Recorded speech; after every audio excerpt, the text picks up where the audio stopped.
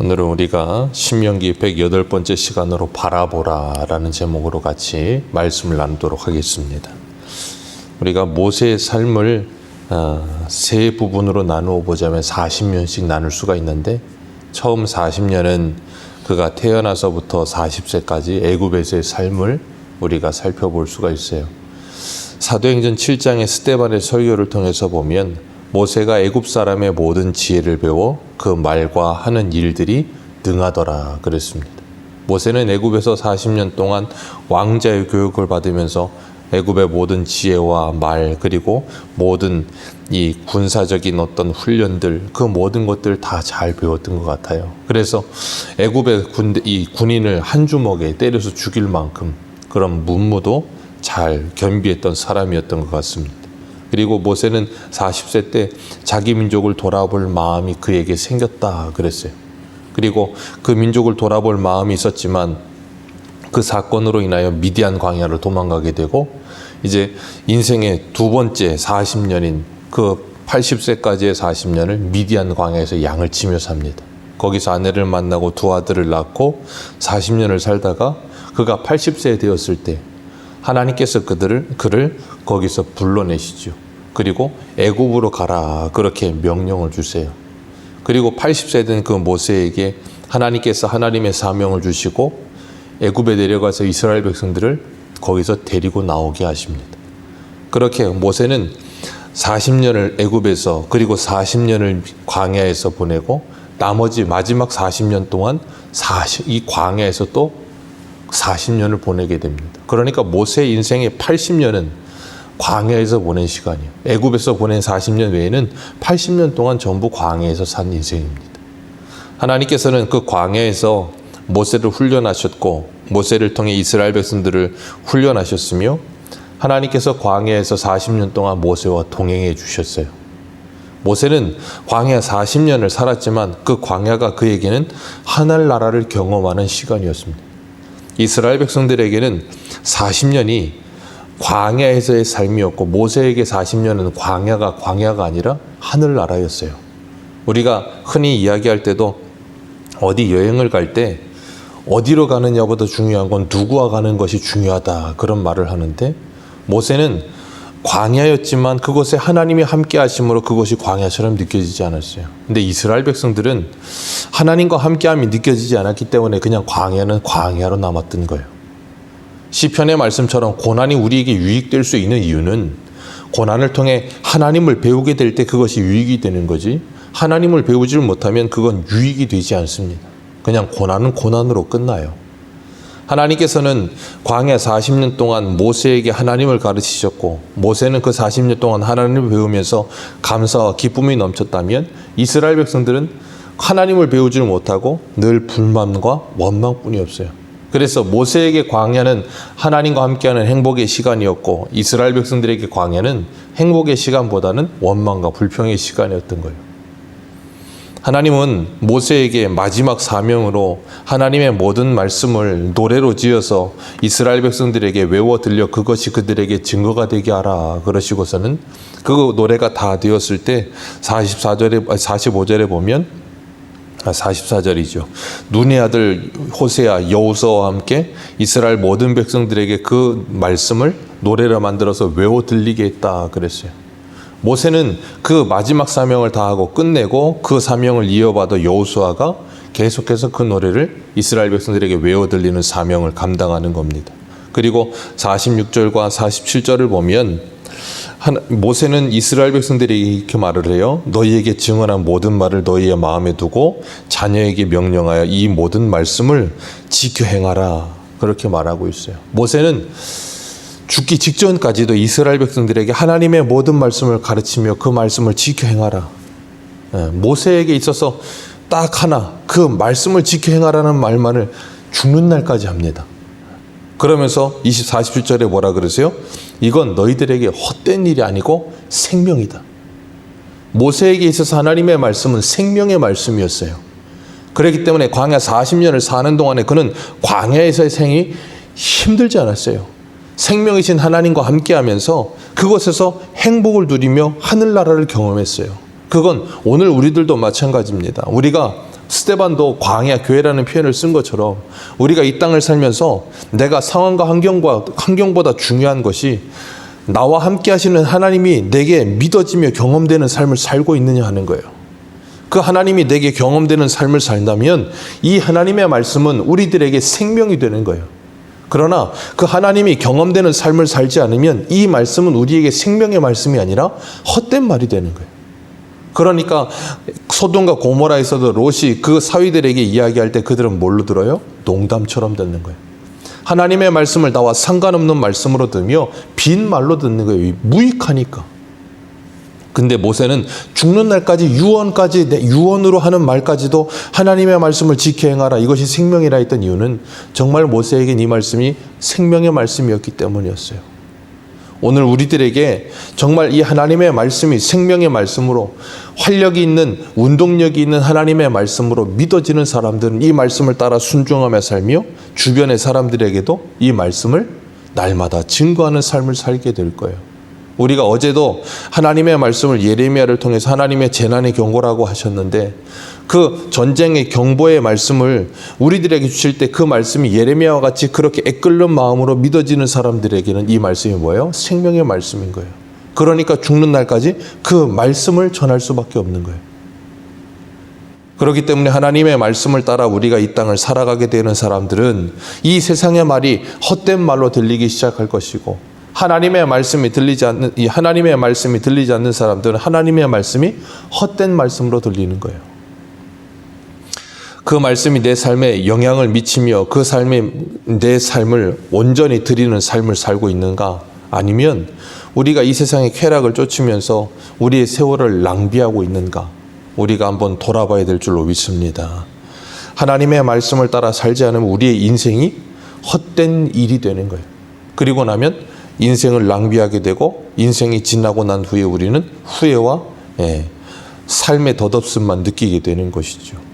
모세는 하나님의 말씀을 붙들고 그 말씀을 따라 살면서 이스라엘 백성들이 자신과 같은 그런 기쁨을 경험하게 되기를 원한 거예요. 모세는 광야에 있었지만 하나님과 함께하며 행복을 누렸고 이스라엘 이 다음 세대들은 하나님이 약속하신 젖과 꿀이 흐르는 땅에 들어가서 살았지만 그 하나님과 멀어지게 됐을 때 그들은 거기를 광야처럼 살았어요. 그러니까 젖과 꿀이 흐르는 땅이 아니었던 거예요. 모세는 광야도 젖과 꿀이 흐르는 땅이었고 이스라엘 백성들은 젖과 꿀이 흐르는 땅이라는 그 땅에 들어가서도 젖과 꿀이 흐름을 경험하지 못하는 거예요. 49절 말씀 우리 같이 한번 읽습니다. 49절입니다. 시작.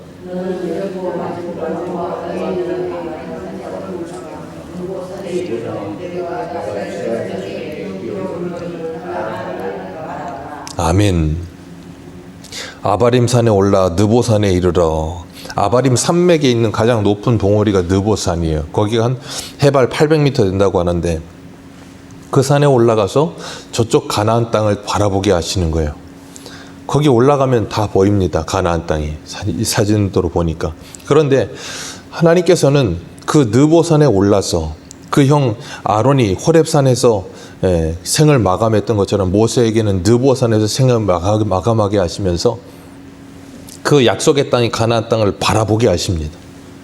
바라보게는 하시는데 그것을 허락지는 않으시죠. 신명기 우리 3장 한 군데만 보겠습니다. 신명기 3장 25절. 모세가 이 이스라엘 백성들을 데리고 가나안 땅에 들어가고자 하는 간절함이 그에게 있었어요. 우리 신명기 3장 25절.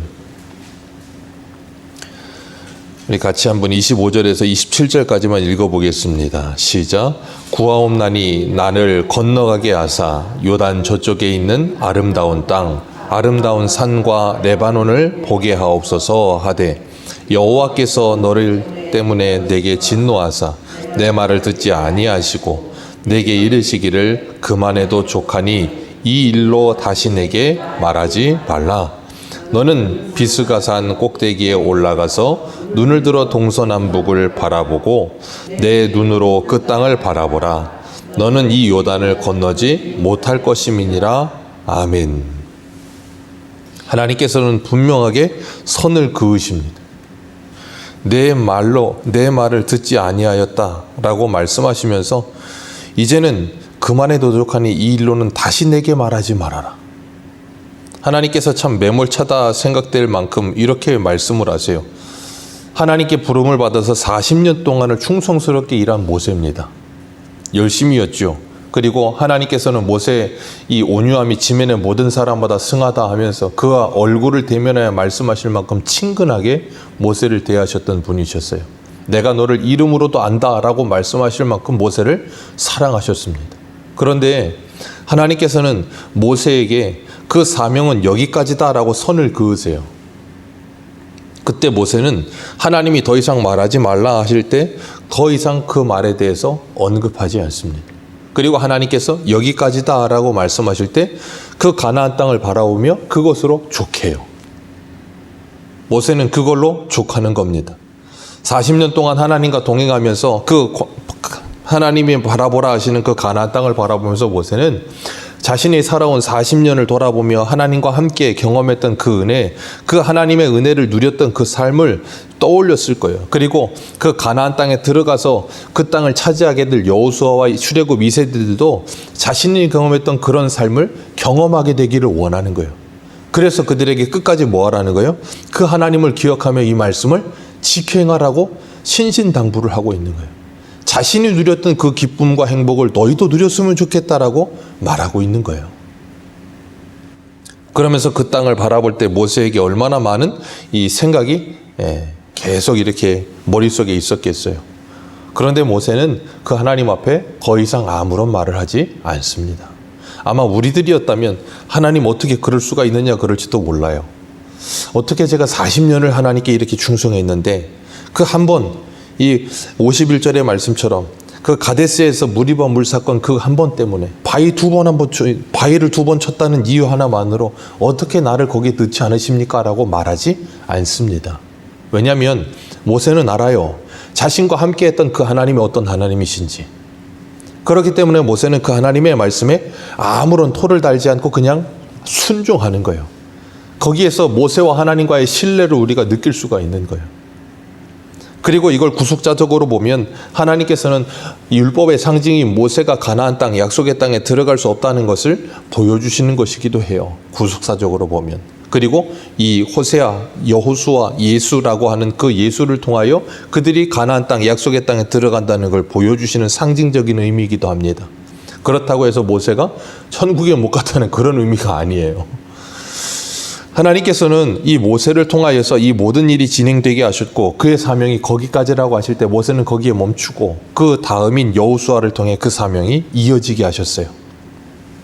그리고 그것을 통하여서 하나님께서는 이 모세에게 네가 할 일은 거기까지였다라고 말씀하시는 거예요. 우리가 이 모습을 보면서 한 사람이 떠오르는데 그 사람이 누구냐면 다윗입니다. 다윗은 하나님과 동행했던 사람이에요. 그리고 사도행전에 보면 하나님의 마음에 합한 자라는 표현이 나옵니다.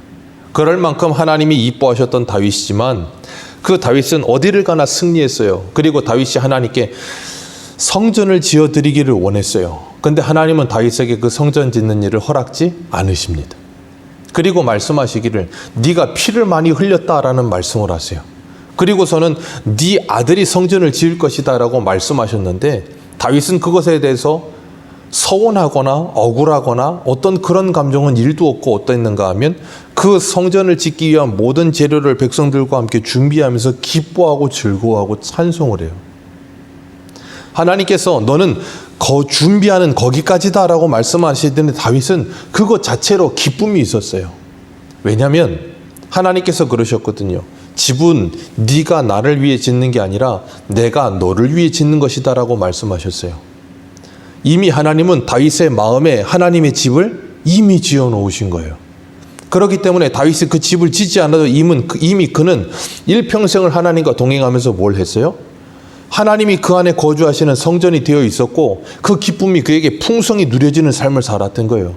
하나님과의 신뢰의 관계가 온전했던 거예요. 그렇기 때문에 하나님이 거기까지라고 할 때 다윗은 그것으로 서운한 게 아니라 기쁨과 감사가 넘쳤던 거예요.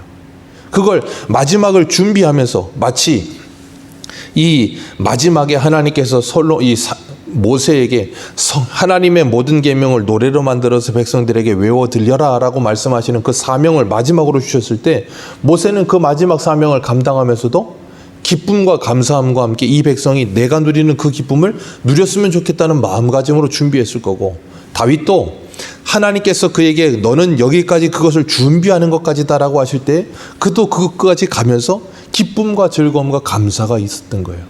그리고 그 다음 세대인 솔로몬이, 그 다음 세대인 여호수아가 그들과 똑같은 그 훈련을 받으면서 뭐예요? 그 기쁨을 누리게 되는 거예요.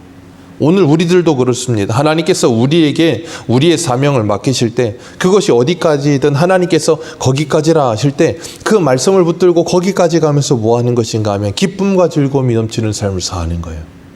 그래서 내 무대가 광야이든 내 무대가 적과 꿀이는 땅이든 그 무대는 중요하지 않아요. 거기에서 내가 하나님과 함께 하고 있었는가가 중요한 거예요.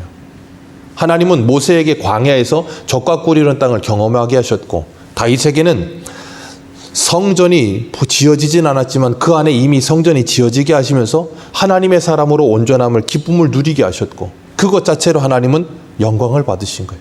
오늘 우리들에게도 하나님께서는 하나님의 일을 바라보게 하시고 그 일을 하게 하실 때 우리가 어디까지 가든 하나님과 동행하였다면 그것으로 우리는 뭐예요?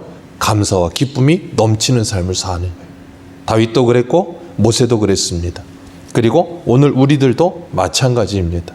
오늘도 이 하루를 살아가면서 우리가 어떤 상황, 어떤 환경, 어디에 있든지 하나님과 동행하시면서 그 하나님을 바라보며 그 예수 그리스도의 십자가의 은혜를 바라보며 순종함으로 감사함을 누리는 저와 여러분들 되시기를 축복합니다.